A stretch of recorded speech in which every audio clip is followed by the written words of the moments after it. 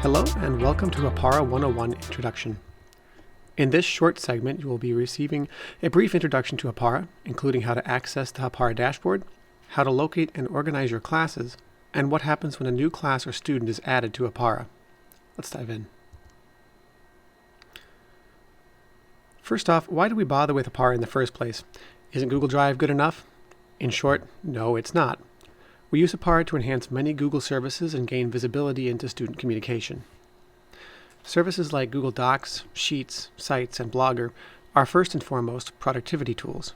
They are intended to be used in a small or medium business environment by adults with at least some degree of computer literacy.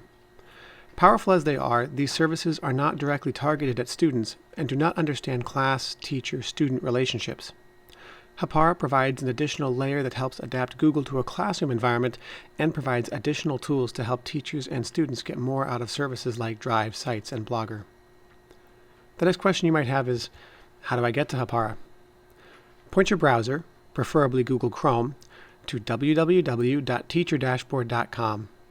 If you're already signed into your Google account, you will be signed into Hapara automatically. If not, you'll be asked to sign in. The first thing you'll see is the Manage Classes page. This is the interface where you can hide or show classes, rename them, group them together, or even add your Google Classroom classes into Hapara. Let's take a look at this interface in a little bit more detail. If you look at each class, you'll notice that each class has a star icon in the left-hand side.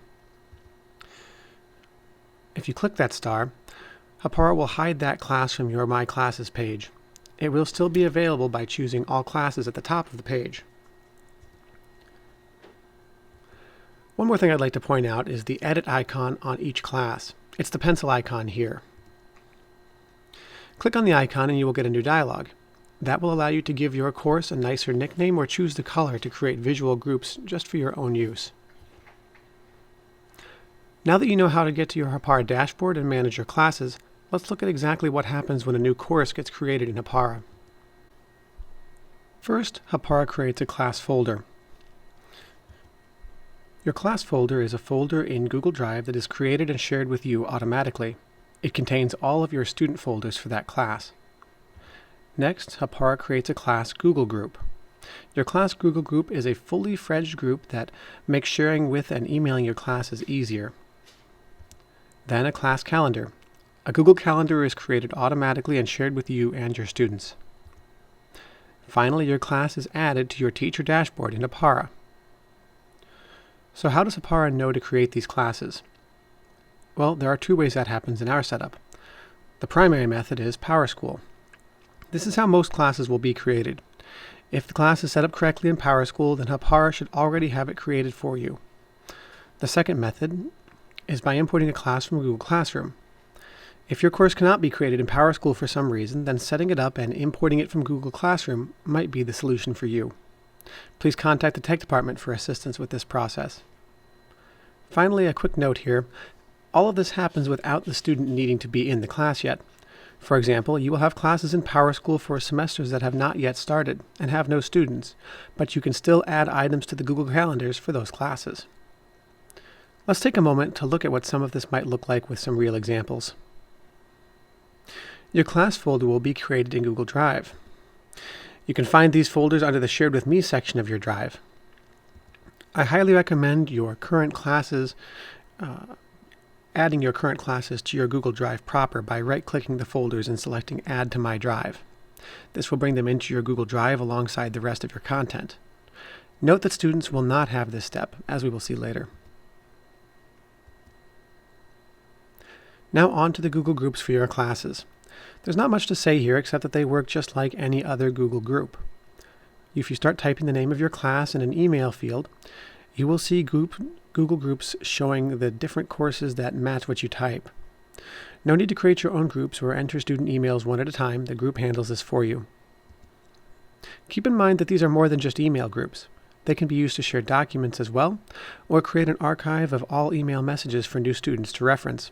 Check with the tech department if you would like assistance in setting up your group to archive messages. Calendars work just as you would expect. You can find them in the list of your calendars on the left side of your Google Calendar. Students are automatically subscribed to their class calendars and will not need to do anything to receive the events that you add. That covers what goes on when a class is added to Hapara. Let's take a quick look at what goes on behind the scenes when a new student is added. Class calendars work as you would expect. You can find them in the list of your calendars on the left side of your Google Calendar. Students are automatically subscribed to their class calendars and will not need to do anything to receive the events you add. That covers what goes on when a class is added to Hapara. Let's take a quick look at what goes on behind the scenes when a new student is added. When a new student gets added, Hapara does a few things. The student gets a new folder for your class. On your side, this will show up inside your class folder with the student name on it. We will see what this looks like in a moment. The student gets added to the Google group to receive shares and emails. The student gets subscribed to your class calendar. And the student is added to the dashboard for that class. You might ask at this point if you can add students to your classes, and the answer is yes, you can. The primary way students get added to your Hapara courses is via PowerSchool. If they show up in your PowerSchool roster, then Hapara should add them within a day or so. The second way to do so is by using class info. If the student cannot be on your PowerSchool roster for some reason, you can also add them via the class info page, as we'll see in a later interview. Please be careful doing this and contact the tech department so that we can check the student's account does not have any other issues, such as misspelled names, that might cause them problems later on. Finally, if you're working with Google Classroom course, then you can add them that way. Let's take a quick moment to look at what those student folders look like. First, let's look at the teacher view. Here you can see what each student folder looks like from your side, all inside your class folder, and the student view. Here on the student view, you can see each of their class folders in their Google Drive. Note that we do not need to right-click these and add them to their drive, as it's already been done for us. And that takes us to the end of our Hapara introduction. In our next video, we will dive into the Teacher Dashboard Hapara interface for your classes and discuss how Hapara can make sharing easier and help you keep tabs on how your students are communicating.